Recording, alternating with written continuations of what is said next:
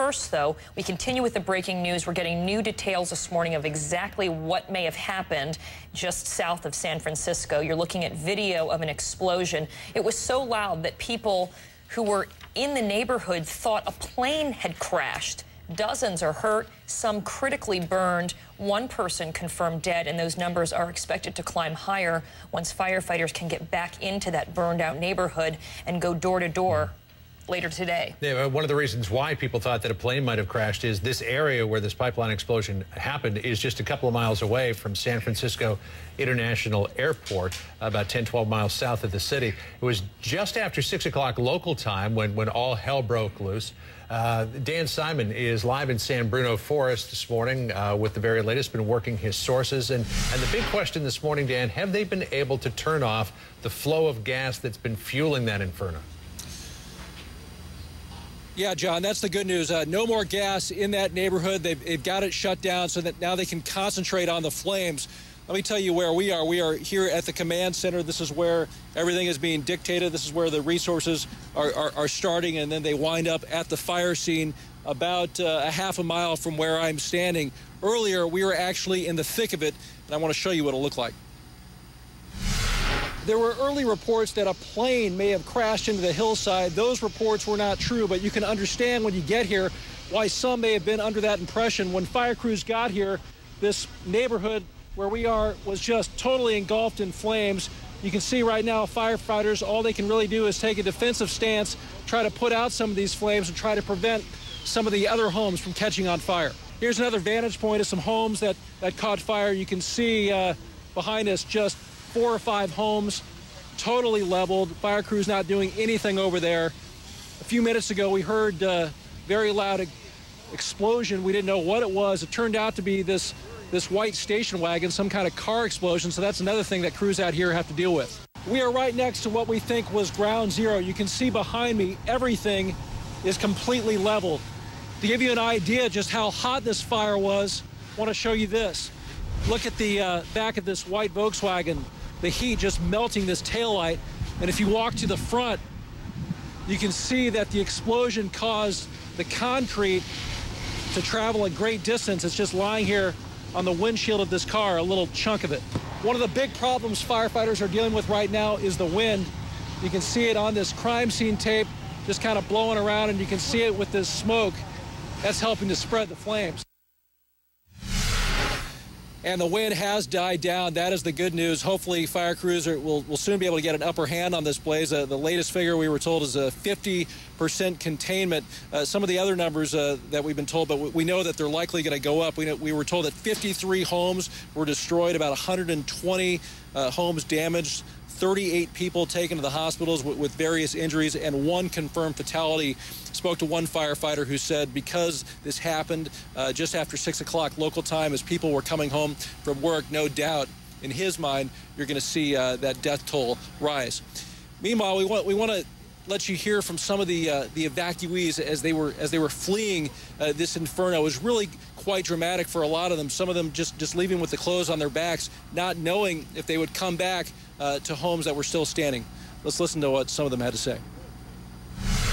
Did you hear the explosion? Oh, yes. Yeah, it was huge. It felt like an earthquake, a big one. And I got scared.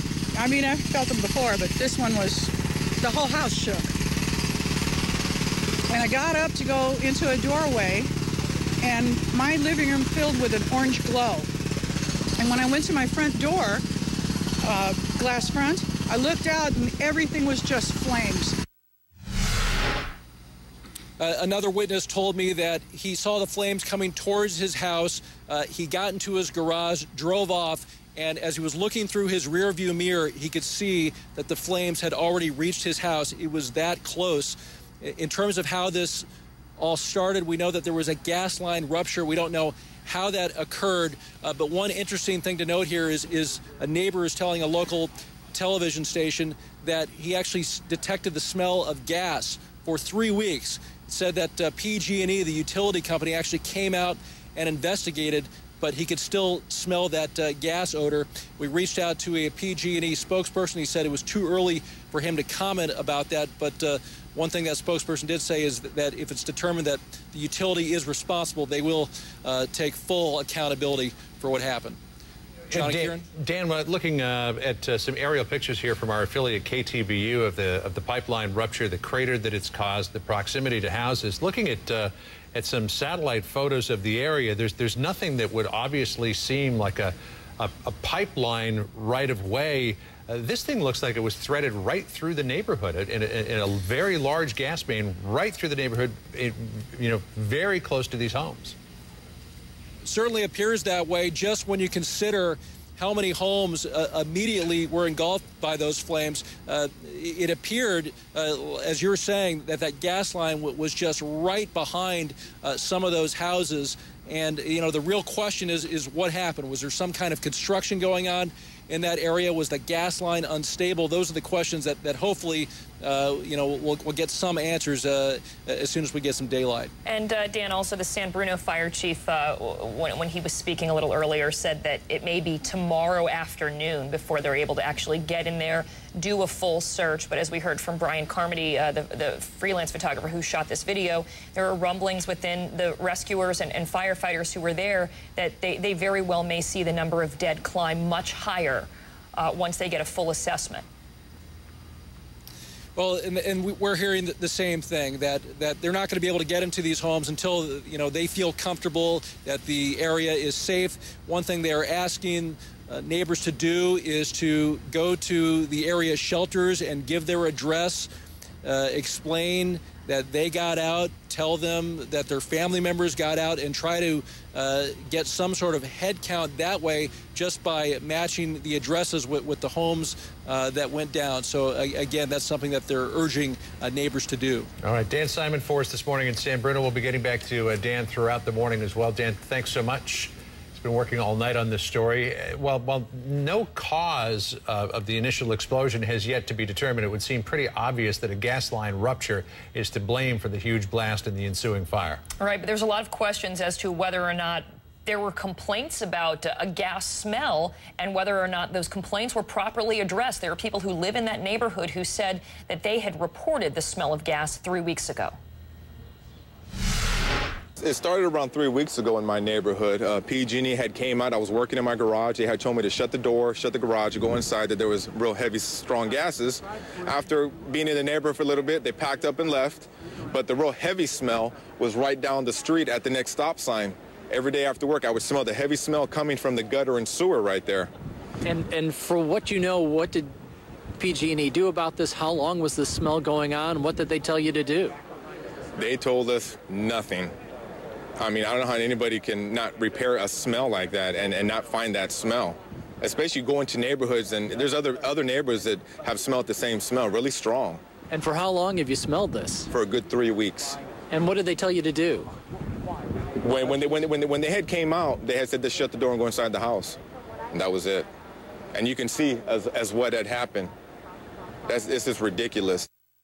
Well, Pacific Gas and Electric released a statement overnight. This is all we've heard from them so far. Part of that statement says, quote, though a cause has yet to be determined, we know that a PG&E gas transmission line was ruptured. If it is ultimately determined that we were responsible for the cause of the incident, we will take accountability. And joining us now for more on this is the mayor of San Bruno, California, Jim Ruane. Jim, thanks so much for being with us. I know it's been a long night for you. Give us the lay of the land right there close to the area where this pipeline ruptured. We know that a number of homes have been destroyed, one fatality at this point. What does it look like on the ground? How are you expecting this to unfold in the hours to come?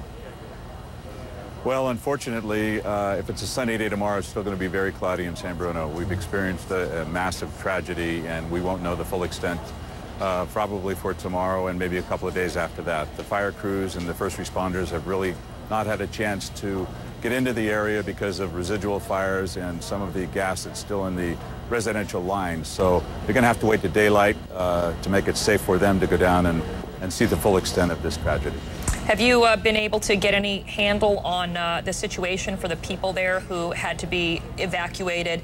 As Dan Simon said, there was some attempt to try to match addresses so that you could figure out who made it out okay and who may have not. Yes, I was actually involved in interviews down at the Bay Hill Shopping Center where a lot of the people were taken. preliminarily to make sure that they weren't missing family members. We wanted their contact information. We wanted to reassure them that by tomorrow morning we'd have a hotline up to give them information, any information they needed. So the biggest thing is, in my mind, was the look on their faces. They were still in shock. They were walking around, but almost in a daze. It was just, must have been horrific when it happened up here. Jim, what's the status of the actual gas fire at this point? Our Dan Simon was telling us that PG&E was taking steps to get the gas turned off. The flow of gas may indeed be turned off. Do you know what the status of the actual gas fire is at this point? I believe the major part of the gas fire has subsided, has been turned off, but as I said, they're still very cautious because there's a lot of residual gas in residential lines, and they're having to do that piece by piece. So they're being very cautious, especially when it's very dark up here at night. So we'll know a lot more by tomorrow morning. So most of what they're dealing with now are structures that are on fire? Yeah, most of the fires, I believe, are contained. 50% according to the chief.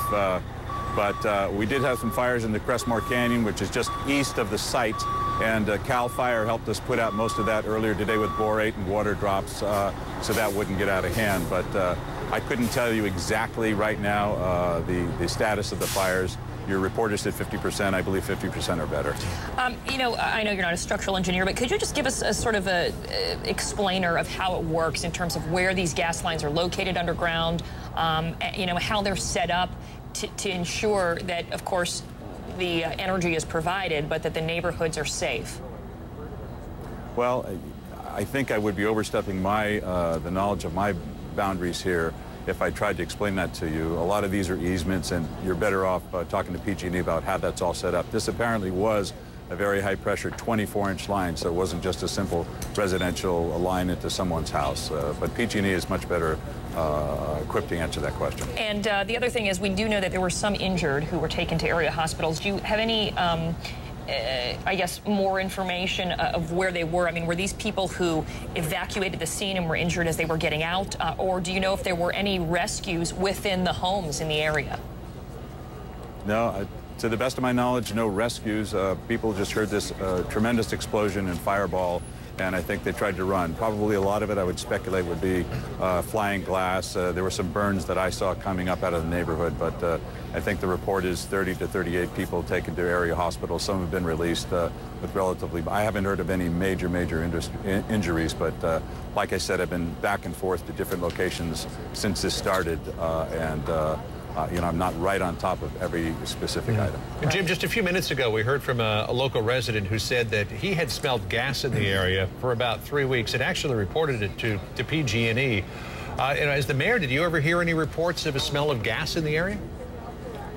Haven't heard a word about it, and we had a press conference earlier this evening with the fire chief. A resident brought that up, and the fire chief said he didn't know anything about it. So, you know, we would be one of the first to hear if, in fact, it was the occurrence, but they probably just called PG&E because that's the gas and electric supplier. So I'm not aware of any gas odor that's been occurring up here. I don't know if it occurred or not. PG&E did release a brief statement saying that, you know, if they are indeed responsible for this after an investigation, that they'll take full accountability, is how they put it. Have there been any conversations between the city leaders like yourself and PG&E? Yes, I have talked to the CEO of PG&E earlier this evening, and his main concern was that he could supply any assistance necessary to help our residents through the Red Cross, perhaps, any type of assistance that we needed to help us through this tragedy. We really didn't get into the specifics of responsibility. That's a discussion for a later date. My main concern is my citizens right now, and make sure that they're safe and taken care of properly. And like I said, we're going to really address that in a very, very hard way tomorrow morning. All right, Jim Ruane, he's the mayor of San Bruno. Jim, we know that you've got a busy day ahead of you. We'll let you get back to work. Thanks so much for joining us this morning. I appreciate it very much. Thank you. You bet.